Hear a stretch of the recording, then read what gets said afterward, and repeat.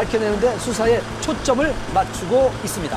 합의가 없었고 폭행, 협박으로 강간한 혐의가 인정이 된다면은 성폭력 범죄의 처벌 및 피해자 보호 등에 관한 법률 위반 혐의로 해서 징역 5년 이상, 무기징역까지 받을 수 있는 중대한 범죄입니다. 만약에 여성이 성관계하면서 합의가 있었는데도 불구하고 허위로 고소를 했다. 그러면은 이 여성의 경우에는 무고죄로 처벌을 받게 됩니다.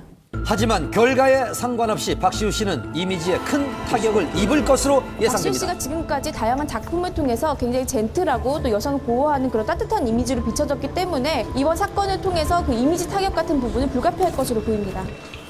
경찰은 박시우 씨에게 이번 주 일요일 24일이죠. 경찰에 출석할 것을 다시 한번 요구했습니다. 하루빨리 사건의 진실이 명명백백 밝혀지기를 바라겠습니다.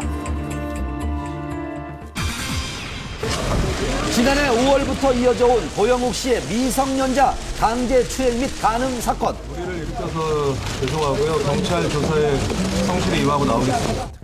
수사 과정에서 밝혀진 고영욱 씨의 미성년자 간음 및 추행 사건은 2010년부터 지금까지 총 5건, 그중 검찰은 4건의 사건을 병합 수사를 하고 있는 상태입니다. 고영욱 씨가 연루된 사건의 대상은 모두 만 13세에서 18세의 미성년자로 3건의 간음 사건 외에 지난해 12월 1건의 추행 사건이 추가 발생하면서 더욱 충격을 주었는데요.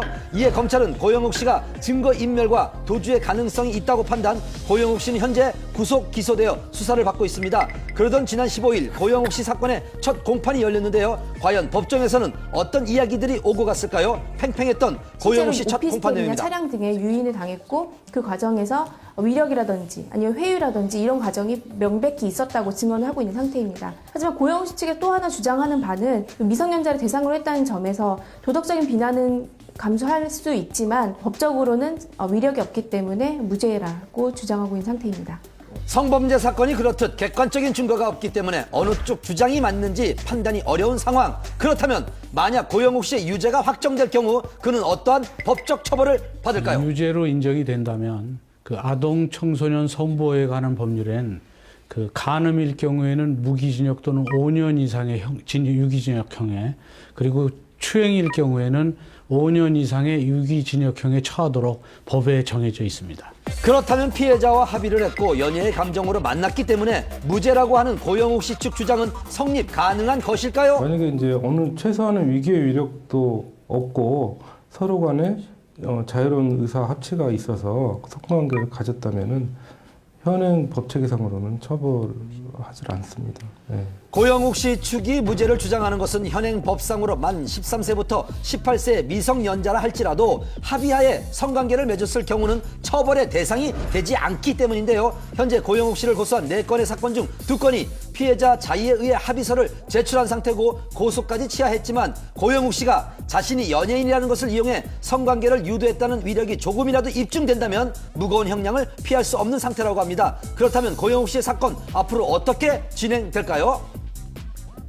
상대방의 동의를 얻어서 관계에 이르는 것이라고 하더라도 그것이 위력에 의해서 성관계에 이르렀다고 하면 형사처벌을 받게 됩니다. 따라서 이 사건은 그 성관계 당시에 위력이 있었느냐 없었느냐가 쟁점입니다. 오는 28일 2차 공판이 열릴 예정이라고 합니다. 앞으로 고영욱 씨의 사건 어떻게 진행이 될지 귀추가 주목됩니다. 외국인 학교 부정 입학 사건에 연루된 부유층 학부모 전원이 노현정 전 아나운서와 배우 박상아 씨가 이번 달 중 검찰에 소환될 예정입니다. 지적이고 단아한 이미지로 많은 사랑을 받다가 지난 2006년 재벌가와 결혼을 하면서 방송 활동을 중단한 노현정 씨, 그리고 하이틴 스타 출신으로 전두환 전 대통령의 둘째 며느리인 박상아 씨, 두 사람은 자녀를 외국인 학교에 부정 입학시킨 혐의를 받고 있습니다. 검찰청에서는 수사 사항에 대해서는 확인해 드릴 수 없습니다. 박상아 씨는 지난 2006년 첫째 딸을 미국에서 출산했고요. 노현정 씨도 두 아들을 각각 2007년과 2009년 미국에서 낳았습니다. 그러나 2009년 관련 법령이 제정됐는데 그 주요 내용을 보면은 내국인의 외국인 학교 입학 조건이 외국인의 자녀이거나 아니면은 외국 거주 기간이 3년 이상이거나로 바뀌었고, 노현정 박상아 씨의 자녀는 외국 체류 기간이 3년을 넘지 않아 입학 자격이 없음에도 불구하고 외국인 학교에 다닌 것으로 알려졌습니다. 지난해 박상아 씨의 큰딸이 다녔다는 외국인 학교를 찾아가 봤습니다.